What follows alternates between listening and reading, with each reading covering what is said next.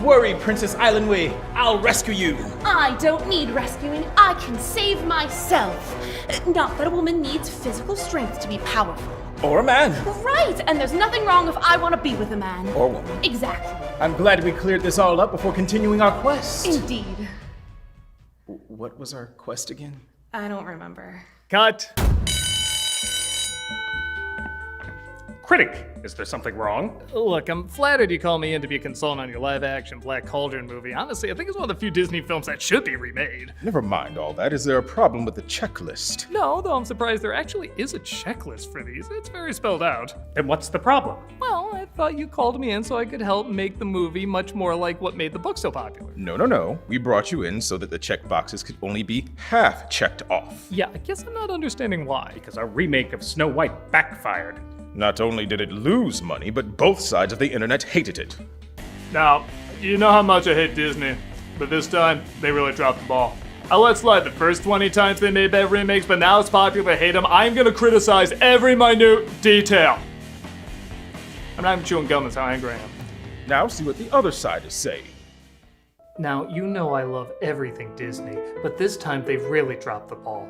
In this short 5-hour video essay, I'm gonna analyze one problematic thing that is going to kill you. Can't imagine how you attracted these people. So we're trying to meet them halfway. A little progressive, but not too progressive. A little old-fashioned, but not too old-fashioned. Well, I'm definitely gonna need an old-fashioned after this. You're the only one that tries to look at these films objectively. You know he yells for a living, right? Is that really the most objective voice you could find? On the internet? Yes. So don't interrupt us unless there's a checkbox that isn't checked. Or fully checked. It's strange to think we got to a point where a Disney live-action remake isn't just bad, it's controversial. As I've said a million times, I never enjoyed any of the recent Disney live-action remakes, but I always tried to give them a fair shot. Some I even acknowledge almost work, but fall victim to Disney presumably forcing changes that feel more from committee than from a passionate storyteller. But sometimes the films try so hard not to offend anybody that they ironically end up offending everybody, at least on the internet. Everything in between people with politically social agendas and people who just want to see a good movie. The ironic thing is there's 2 shows this year that got a lot of praise on the internet from both critics and audiences. And, or you could argue, has a left lean. It's racially diverse, sexually diverse, has women in power, is fighting fascism. But nobody complained because it was a suspenseful drama for adults that had good story and characters. The King of the Hill reboot, you could argue, has a right lean. They love their Fox News, they drive Hummers, they mock being overly emotional. But again, nobody complained because while it's satire, it's a loving satire that also had good story and characters. And the ironic thing is, they're both technically under the Disney umbrella, so there's people there who know how to do this right. But that clearly wasn't the case with their live-action remake of Snow White.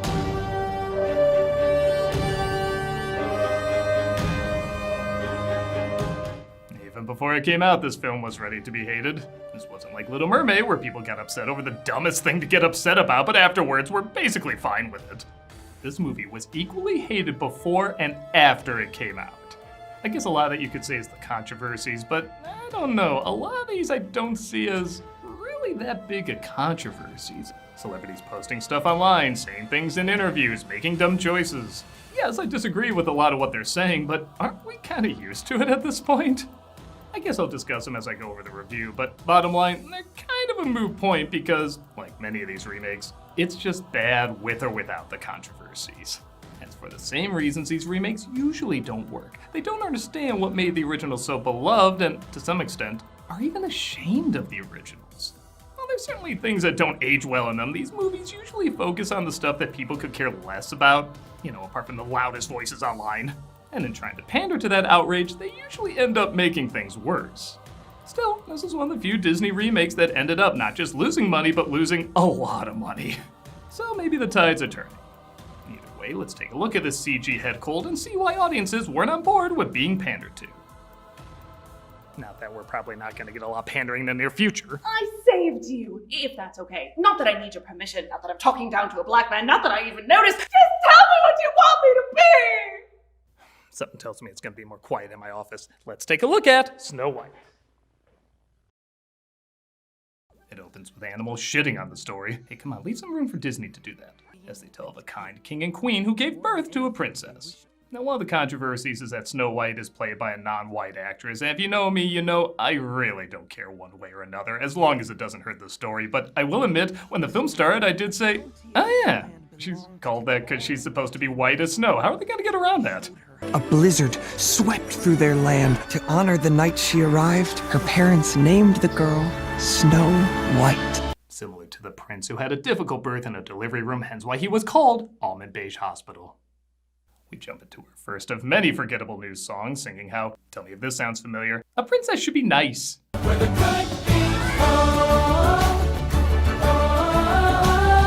Yeah, isn't this basically what they've repeated over and over in the Cinderella remake? Have courage and be kind. These movies keep adding to girls how to be generically good shortlist. Courage, kindness, fearless, which is basically courage, fair, which is basically kindness, brave, which is basically courage again, and true. There, we got a new one, but Pinocchio already scarred that lesson into our childhood, so number 4 in a locket isn't gonna add that much. Where we plant a tender seed, trusting something good will grow. Alright, so far the songs are basically on par with that Brandy Cinderella TV movie that came out years ago. It's not bad, there's effort put into it, but for a production that's not a TV movie, but rather an over $200 million film, it comes across a little bit more like a stage show at Disneyland.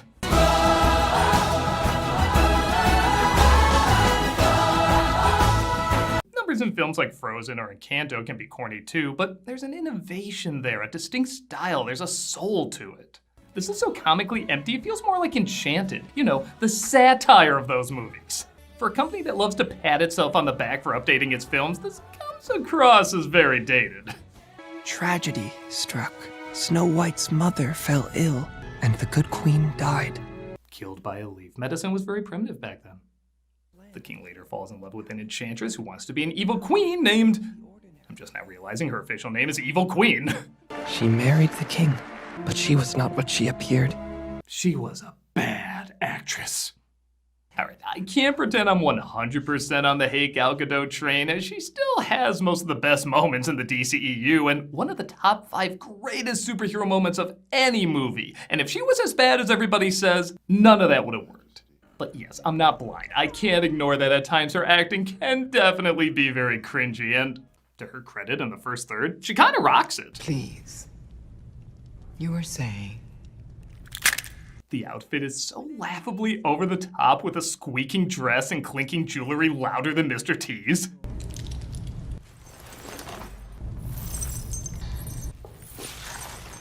It's like a bell you put on a dog to hear him coming. But funny enough, the more still she is, just flinging a fingernail or raising an eyebrow, the more fun she is. Pies are luxuries. They don't need luxuries. It confuses them. I'm sorry, I think she's a blast in this first part, even if the writing continues to try and add logic where it's not needed. She kept a magic mirror, which could answer but one question. Who is the fairest of them all? Was anybody watching the first one thinking, boy, that was beautiful, but that plot hole with the mirror? Why didn't she ask him more questions? I'm sorry, I expect more reality of a film where people can blow water out their ears. She warned of a terrible threat from beyond the Southern Kingdom. The queen predicts with her enchanted predicting powers she has now that the threat is going to spread across the kingdom. So the king goes to defend it. I think that's why you have soldiers go instead of the ruler of the land, but whatever, we're not forcing logic down people's throats. Oh wait, we are, you should explain this. The king never seems to return though, leaving the queen in charge to greedily rule. She turns Snow White into a servant where she grows up to be played by Rachel Zegler. There's an intruder in the castle. Seal the door. Take some for yourself. Curses, they found I used my chin to break in. That's Andrew Burnett playing the young thief Jonathan, who tries to steal food to feed the people the queen is robbed from, but he gets captured. Find his home and burn it to the ground. I don't actually have a home. Then take him to the dungeon. Then burn it to the ground. The punishment must not exceed the crime. This thief stole from me. Sorry, I'm half Israeli and half squeaky toy. This thief stole from me. We get another Lin-Manuel Miranda song, and I guess they're not really terrible. They're just very bland with, let's be honest, greeting card lyrics. Holding out for someday, I'll become my father's daughter. I guess that's a sentence. Ziegler sounded absolutely beautiful as Maria in West Side Story, but even she's struggling with this song that's just all over the place. Your voice will carry through. Close my eyes and see, just like an echo, echo, echo. Someone who could finally start speaking with a fearless heart.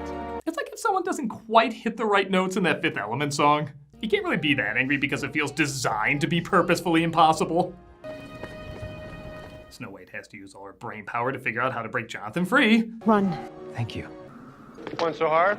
As the mirror suddenly decides, hey, your stepdaughter's looking a little dishy. For I see, she is more fair than thee. No! Also, the fact that I made a website counting down to when she turns 18, totally not creepy. As the story goes, the queen orders the huntsman to bring her Snow White's heart. Kill her.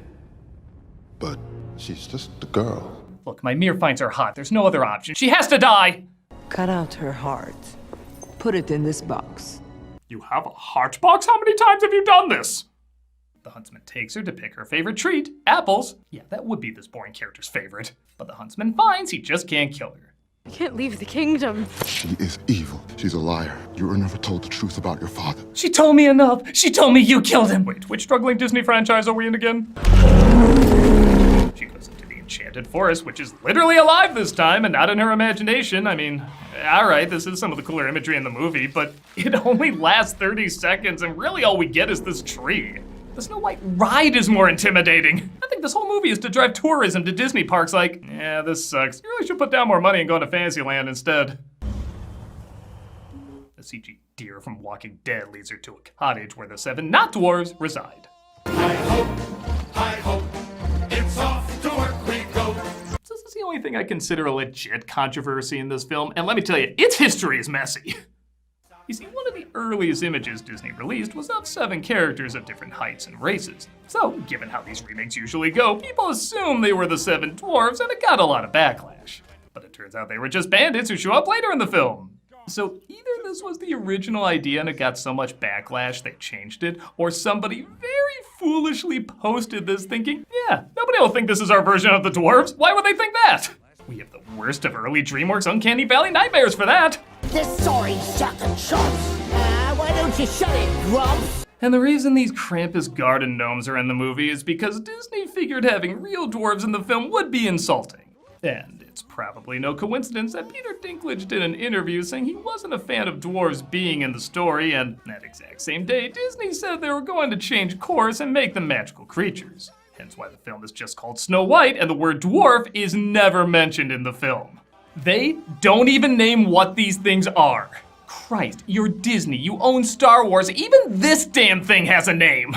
Now, Dinklage has gotten a lot of backlash from this, particularly from little people, saying it cost a lot of jobs and exposure for other little people who could have been stars. I mean, there's just not a lot of demand for a ton of little people to be in one place all together in a movie. And while I do personally disagree with Dinklage's thoughts, the dude is just giving his honest opinion. He's allowed to do that, and I don't want him to lie. Now, I'm not a little person, I don't know much about this world. It's Disney who made the choice based on one person's opinion. As they posted the same day as the interview, they're consulting with the dwarfism community, and the following day, they changed them to magical creatures. That was pretty quick right after that interview. I don't think that's just a coincidence, or they would have said right away we already decided they're magical creatures. And what are the magical powers these nameless entities have? Well, they can make diamonds glow. That's it. It doesn't serve the story in the slightest. You could cut it out and miss nothing. But at least we get to look at Rankin Bass hobbits if the Ninja Turtle mutation fell on them. Also, if you're concerned about representation, the black actor isn't playing a black character, and the dwarf isn't playing a dwarf! How does that make things better for anybody? They arrive home and of course find Snow White in their beds. They all run away as Dopey is left in there, and I will say this is one of the few things in the movie I like. Snow White and him have a very sweet connection, and whoever animated him should really get a raise because he is the only one I legit feel any emotion for. The scenes between the two of them actually work pretty well. I only wanted to meet you. Okay, he still looks like Tom Holland mid-Alice in Wonderland mushroom, but I'll take anything positive at this point. I am only bound by what is true. The fairest lives, she is not you. The queen finds Turns out Snow White is still alive, and okay, you remember when I said I actually like Godot for the first third of this movie? Well, there's another 2/3 of this movie to follow, and I can pinpoint the exact moment she said, "I'm just switching my performance to bad." Now perhaps you have heard that the truest of beauty This is it. is fair when you wear the crown. Sure, she was silly before, but she had some style, she had some poise. Now she's a broken drag queen animatronic. I swear she moves like Mr. Burns in that softball episode of Simpsons. It's the gold and the glitter and the gems and the jewels. Christ, remember how intimidating, even downright scary the queen could be in the original? At this point, Kathy the Jimmy from Descendants has more street cred. Captain, search the forest. Oh, guess the song's over. Oh, we're back! Okay, about as consistent as every other Total Whiplash. Well, for people made out of spare rock of fire explosion parts, that was very impressive. The orc babies are still getting used to Snow White living with them, and hey, you know what's not funny? Laughing at characters who are clearly created to be funny. You know Dopey doesn't talk. Because he's a dope. Just because his name is Dopey doesn't mean he's actually a dope. I mean, Sneezy sneezes all the time, and Sleepy sleeps all the time, so I don't know how you came to that conclusion. What is the history of how they got their names anyway? Again, the original story wasn't designed for me to ask this, but since this movie wants to inject so much logical finger-wagging at me, were they born with these names, or did they assign them later? I mean, his ears are big, so maybe you can call him Earix, if that's the name clearly everybody's using to describe these characters. Seems to me that everyone here could do a much better job at listening to one another. Snow White says no one should make fun of Dopey, but people with mood disorders, allergies, or narcolepsy, that's fine. And she encourages them to be nicer to one another and literally clean up their act. Whistle while you work. You'll get it. I guess another controversy is that Rachel Zegler said she wasn't a fan of the original movie because it wasn't progressive enough and has been more than outspoken on social media, to say the least. Again, I disagree a lot with what she said, but it just feels par of the course for Hollywood at this point. Like, everything's political whether you want it to be or not.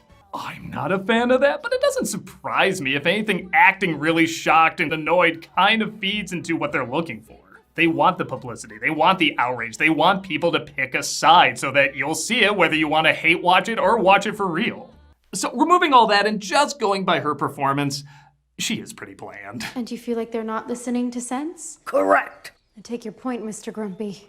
I do cut actors in these remakes a little slack because they have so little to work with outside of be a perfect role model. Even some of our best actors have been stripped of any charm working on these, and while she isn't the worst offender, she leaves little to no impression. Whistle while you work.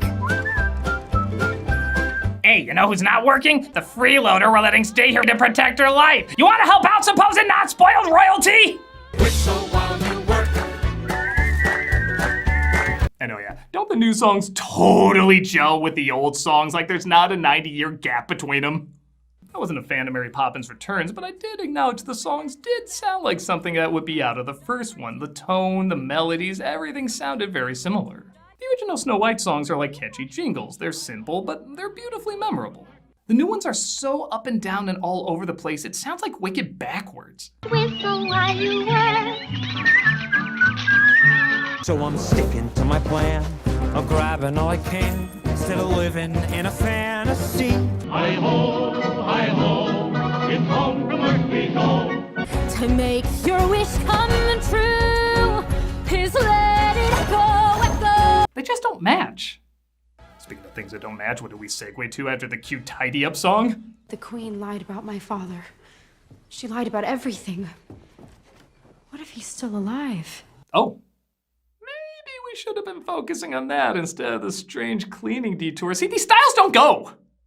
She decides to leave to find her father, of course bumping into Jonathan and his early 2000s hoodie. God, this is so timeless. Sounds an awful lot like Princess Problems. They sing in our new song, which again is corny, but I do remember being a little catchy. I'll give it credit for that. When we're introduced to the kind of dwarves, no, the other kind of dwarves, it's weird I have to make that distinction. A group of bandits working with Jonathan. Yeah, you know what I was thinking when I saw the original Snow White and the Seven Dwarfs? I wish there were 7 more characters I pointlessly had to remember. Don't worry, none of them are memorable, so they won't take up brain space. The guards find them and they have a little chase scene, but oh no, Jonathan gets shot. They take him to Doc to see if he can save his life, but sadly, he doesn't seem able to.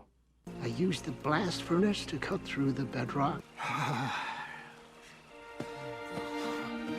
thought he was dead. Yay, randomness, let's celebrate! They sing the silly song from the original and... I used to think that the way through the woods. Oh my god, did they just interrupt a musical number with another musical number?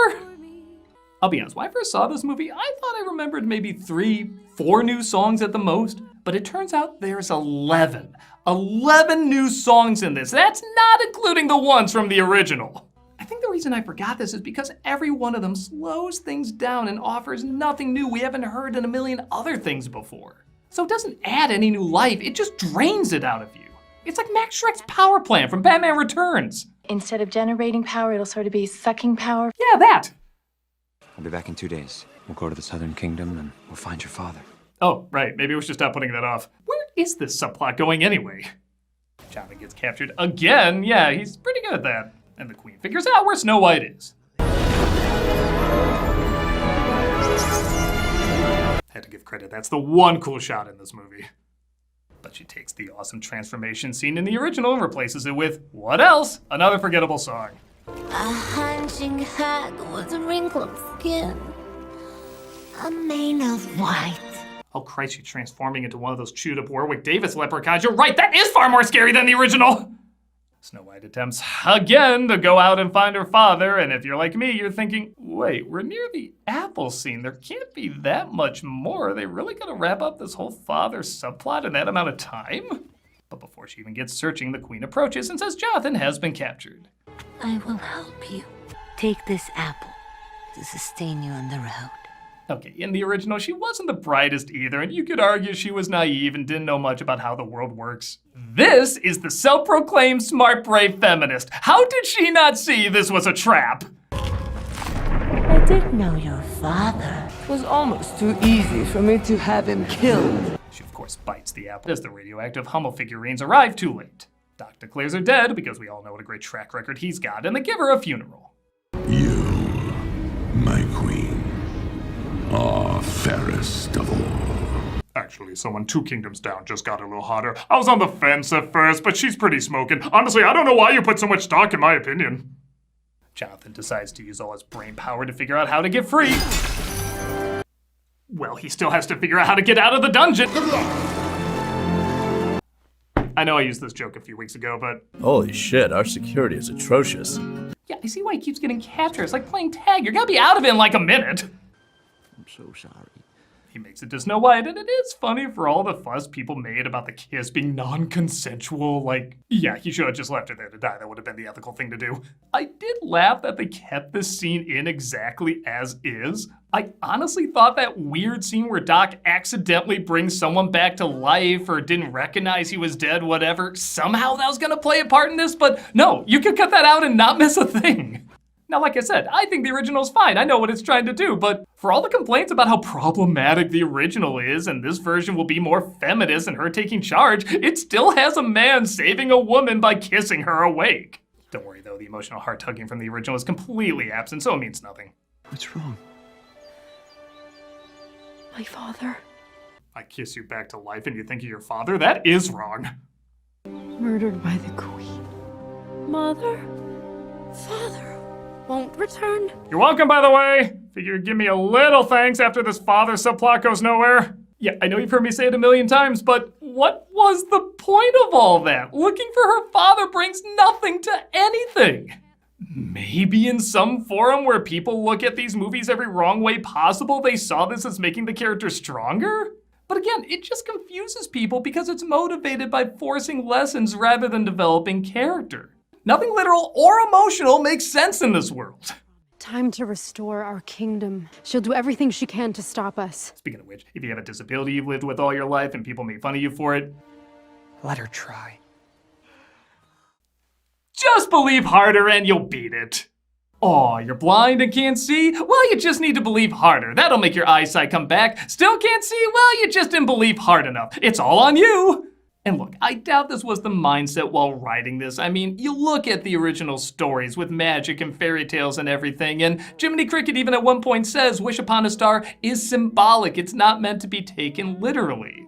It symbolizes faith, hope, so this is my personal wish for you. Most people get that because of the world they create. That's just how it works. But when you create an environment forcing unneeded logic in a story where it never belonged, it trains you to either take everything literally or interpret things the wrong way. Case in point, Snow White goes back to the Queen to take her kingdom back. If you want the throne, take it. Now, from a logical standpoint, she would either take that knife and stop several others from being murdered, or she would go into the situation with a well-thought-out plan. She does neither. Enough of this charade. Guards, let the people watch her die. We've been watching that for an hour and a half. Paul. Why did you say that name? Why did you say that name? You were a farmer in the Western Vale. My name is George, and I've always been a soldier. Matthew, Arthur, William, there was a time where we lived with hope. I remember. Thank God I remember those 4 specific guards, because I don't remember anyone else on my staff.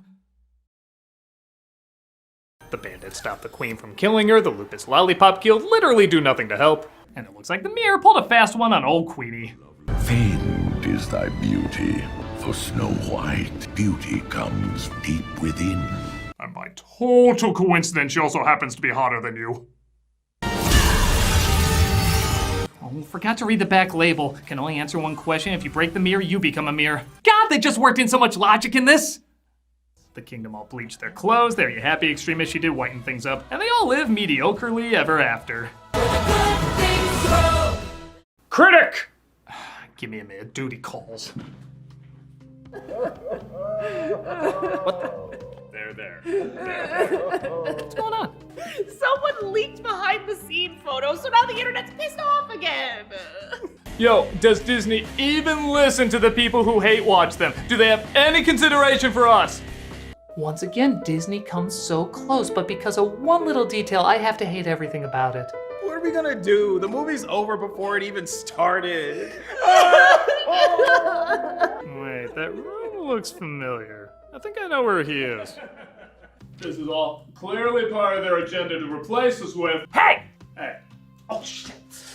The extreme extremist is streaming in your studio? No, I'm the extremist extreme, and it's very racist of you to think we all look alike. Oh my God, they were the same person the whole time? No, I'm the, extreme extremist. No, I mean the extremist extreme. I mean the, Okay, who are you really? All right. Uncle Lies! But why? Well, I figured while we're still divided, I could make some easy money off of it. So I created these 2. I just say something crazy, and then I have the other say the opposite, and sometimes it goes so opposite they end up saying the same thing. This is who you were pandering to? And still want to pander to. Tell me your secrets. How much money did you make? All right, stop it! This is how we keep getting shit! People keep getting the wrong idea about what's timeless about these Disney classics and what's dated. So many people keep trying to fix them and apply shame when they don't understand what they're about. Snow White is emotional storytelling, not logical storytelling. It works on the same level as Wizard of Oz. Nobody seriously questions why Glenda didn't tell her about the shoes or if the lady's gonna come back to have Toto put down again. Yeah, I never thought further ahead about that, did you? Well, you're not supposed to, because it's about what your emotions want to see. Snow White works the same way. Who is this guy carrying her off? What's his name? Why are they in love? Why do they just know they have to immediately leave after she wakes up? All of this is what your emotions want to watch. It's like being in a dream where logic takes a back seat so you can process all these different and strong feelings. Nobody listens to classical or instrumental music and wishes it had more logic. Yes, some actually do have a little bit of a story if you look it up, but for the most part, you just go along for the emotional journey it takes you on. That's the idea. Kids are a lot better at accepting that as they don't have as many responsibilities as adults do. And maybe we as adults need to tap into that more. Or at the very least, we need to stop robbing it from kids by trying to replace them with these supposed logical remakes. Some dated material isn't great for kids, and I agree that should be addressed. But in trying to fix problems where there are no problems because you just don't follow what it's doing, you're limiting the mindset of our youth and making your current versions ironically make less sense. This movie doesn't work for most of the same reasons the other remakes don't work. And if you want to do them correctly, maybe you should start praising what the originals did right instead of shaming them for what they aren't doing wrong. Maybe we have been pandering too much.